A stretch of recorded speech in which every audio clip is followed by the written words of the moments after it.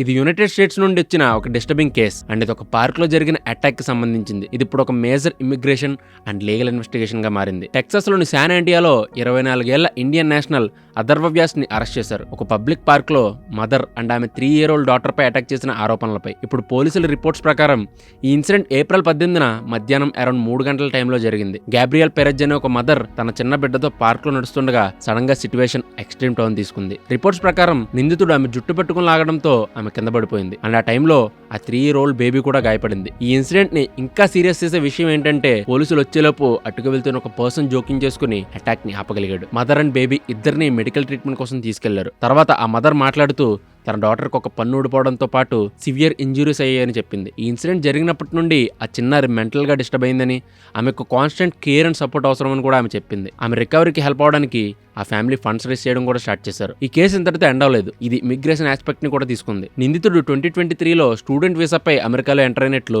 Authorities confirm చేశారు. ఆ తర్వాత అతను యూనివర్సిటీ క్యాంపస్ లో మరో అరెస్ట్ లో ఇన్వాల్వ్ అయినట్లు సమాచారం. ఆ తర్వాత 2025లో స్టూడెంట్ వీసా రద్దు చేయబడింది. ఇప్పుడు యూఎస్ ఇమిగ్రేషన్ కస్టమ్స్ ఎన్ఫోర్స్మెంట్ అతనిపై డిటైనర్ విధించింది. దీని అర్థం అతని లీగల్ ప్రాసెస్ పూర్తయిన తర్వాత అతన్ని అదుపులోకి తీసుకుంటారు. అథారిటీస్ ఇప్పుడు అతని క్రైమ్ అండ్ ఇమిగ్రేషన్ హిస్టరీ రెండింటిని ఇన్వెస్టిగేట్ చేస్తున్నారు. అండ్ అదే టైంలో ఈ ఇన్సిడెంట్ యూఎస్ లో వైడ్ స్ప్రెడ్ డిబేట్ కి దారితీసింది. ఇక స్టూడెంట్ వీసా విషయానికి వస్తే screening work and early warning signs are being addressed. ఇలాంటి కేసులను ప్రివెంట్ చేయడానికి కావాల్సిన జాగ్రత్తలు తీసుకుంటున్నారా లేదా అనే దానిపై డిబేట్ స్టార్ట్ అయింది. అయితే అథారిటీస్ చెప్తున్న దాని ప్రకారం ఇలాంటి కేసులను స్ట్రిక్ట్ ఎన్ఫోర్స్మెంట్ గైడ్ లైన్స్ కింద సాల్వ్ చేస్తున్నారు. ప్రజెంట్ టెక్సాస్ లో లా ఎన్ఫోర్స్మెంట్ డిపార్ట్మెంట్ తన ఇన్వెస్టిగేషన్ ని కంటిన్యూ చేస్తుంది. టు బి ఆనెస్ట్, ఇది జస్ట్ ఒక ఇన్సిడెంట్ కి మించి బిగ్గర్ క్వశ్చన్స్ ని రైజ్ చేసే కేసుల్లో ఒకటి. ఎందుకంటే ఒక పబ్లిక్ పార్క్ లో ఇలాంటిది జరిగినప్పుడు అది నేచురల్ గానే విషయాలు ముదిరిపోకముందే సెక్యూరిటీ చెక్ అండ్ సిస్టమ్ ఎలా రెస్పాండ్ అవుతుందనే దానిపై పబ్లిక్ క్వశ్చన్ చేసేలా చేస్తుంది. ఇలాంటి ఒక ఇన్సిడెంట్ జస్ట్ ఒక క్రైమ్ స్టోరీగా మిగిలిపోదు. ఇది prevention, responsibility and public safety గురించిన డిస్కషన్ గా మారుతుంది. Thank you for watching and do subscribe prime 9.